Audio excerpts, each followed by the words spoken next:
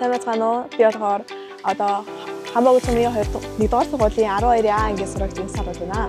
Тэгээд яагаад энэ төслийг хэрэгжүүлсэн бэ гэхээр одоо ингээд ойр хавийн гудамжлал маань бас нэлээд айл байгаа. Тэгэл айлуудаа дагаад маш олон хүмүүс божиндаг байхгүй юу? Тэгэл яг дулаан ороод ирэхээр ингээд хүүхдүүд болохоор ихэвчлэн манай хашаанд илүү судардаг байхгүй юу? Яагаад гэвэл манай хашаанд ингээд одоо зарим ингээд хөвгүүд болохоор ингээд сагт тоглоно гэж ярин заримдаа ингээд бас савлуур дээр тоглох гол тий.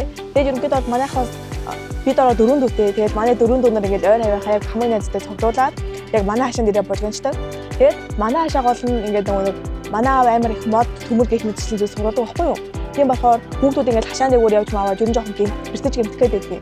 Тэгээд бид нар болохоор анхандаа юу бодсон бэ гэхээр одоо ойр хавийн хүүхдүүдэд одоо аюулгүй бас ээлтэй тэгээд чөлөө цагаа зөв болгосон өнгөрүүлэх яг тийм газар хэрэгтэй байна гэж бодоод тэгээд яг анх энэ төслийг санаачлахыг гаргаж ирсэн.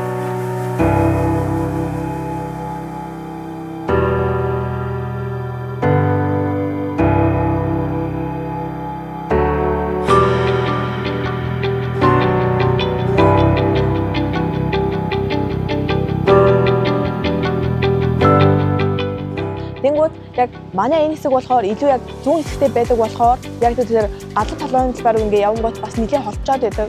Тэгээ баг ингээд яваад ирж ичл баг орой болоод хүүхдүүд нэг тоглож амждаг байхгүй юу?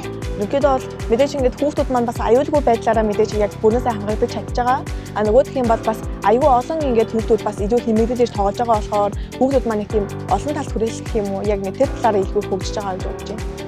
Цаашдаа ч гэсэн манай сум гэлтгүү одоо тэгээд босод сумууд ч гэсэн яг одоо яг манай энэ төсөө шиг юм бүжгэлтэй гудамж илүү олон бий болоосаа гэж бодож байна.